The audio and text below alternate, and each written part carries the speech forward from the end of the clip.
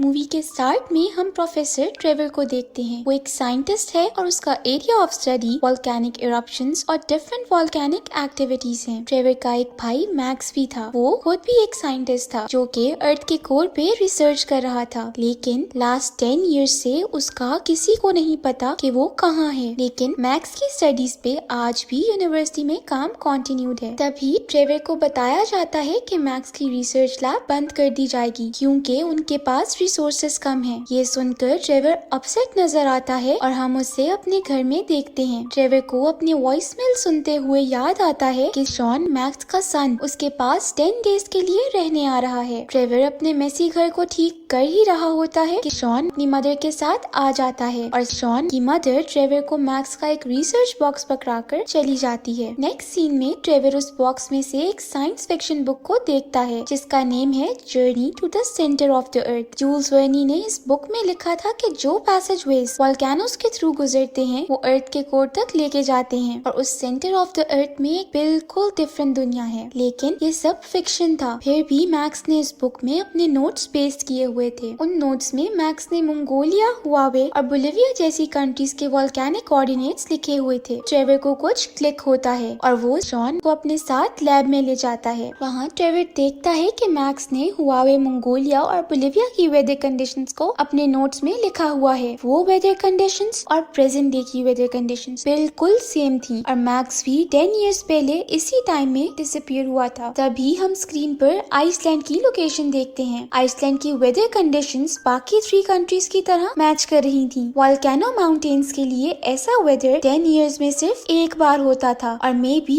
Iceland में ही volcanic tube होने की पॉसिबिलिटी थी और मे बी वहीं के लिए मैक्स भी गया था, लेकिन वो वहीं कहीं गुम हो गया। ट्रेवर सोचता है कि उसको मैक्स को ढूंढने के लिए आइसलैंड जाना चाहिए, जिस पर शॉन कहता है कि वो भी साथ जाना चाहता है। ट्रेवर उसे लेके नहीं जाना चाहता, लेकिन मजबूर होके वो ये हामी भर लेता है। अब ट्रेवर को बुक में एक प्रोफेसर का नेम मिलता है जो कि खुद इस बुक के बहुत बड़े फैन थे। अर्थ के कोर में दुनिया का होने का प्रूफ करने के लिए उन्होंने एक इंस्टीट्यूट भी लॉन्च किया था। ट्रेवर सोचता है कि मैक्स इसी इंस्टीट्यूट में पहले गया होगा, इसीलिए वो फ्लाइट से उतरते ही वही इंस्टीट्यूट जाने का इरादा करता है। जब वो पहुंचते हैं तो वहाँ एक छोटा सा घर होता है। वो वहाँ नॉक करते हैं तो एक लड़की हैना निकलती है। हैना उन्हें बताती है कि वो प्रोफेसर की डॉटर है और प्रोफेसर की डेथ 3 साल पहले हो चुकी है। हैना बुक के बारे में बताती है कि ये सब सिर्फ फिक्शन थी, लेकिन उसके फादर और कुछ ग्रुप मेंबर्स इस फिक्शन पे यकीन करते थे। उन्होंने अपनी लाइफ इसी पे लगा दी, लेकिन कुछ हासिल ना कर सके और ये इंस्टीट्यूट भी बंद हो गया। ये सुनकर ट्रेवर टेंस लगता है। वो सोचता है कि वो एटलीस्ट वहाँ जाके देख सकता है कि शायद उसे वहाँ कोई मैक्स का क्लू मिल जाए। वहाँ का रास्ता काफी खराब है, इसीलिए हैना उनकी गाइड बनके उन्हें कंपनी करती है। हम उन्हें माउंटेन्स पे हाइक करता हुआ देखते हैं। काफी हाइक के बाद वो एक लोकेशन पे आते हैं जहाँ पे एक एंटेना है। ट्रेवर वहाँ एंटेना निकालने ही लगता है कि वहाँ का वेदर अचानक से चेंज हो जाता है और वहाँ लाइटनिंग होने लगती है। क्योंकि ट्रेवर के हाथ में एंटेना था तो वही लाइटनिंग स्ट्राइक करती है। ये लोग फिर एक टनल में जाके खुद को हाइड कर लेते हैं। ट्रैजिक बात तो ये है कि लाइटनिंग की वजह से वो टनल बंद हो जाती है और वहाँ कोई नेटवर्क अवेलेबल नहीं होता। शॉन को हम पैनिक होता हुआ देखते हैं, जिस पर हैना कहती है कि यहीं पास में एक अबैंडन माइन है और उन्हें इस माइन का रास्ता यहाँ से अंदर जाके मिल सकता है। टनल के अंदर जाने पर एक बहुत बड़ा डाउनवर्ड पैसेज उन्हें दिखता है। हैना कहती है कि वो माइन नीचे ही थी तो उन्हें नीचे जाना चाहिए। वो सब नीचे की तरफ क्लाइंब करने लगते हैं और फिर उन्हें एक जनरेटर नजर आता है। जैसे ही हैना वो जनरेटर ऑन करती है तो उन्हें पूरी माइन नजर आती है। वहाँ पे काफी ट्रैक्स थे और माइनिंग कैरेजेस थे।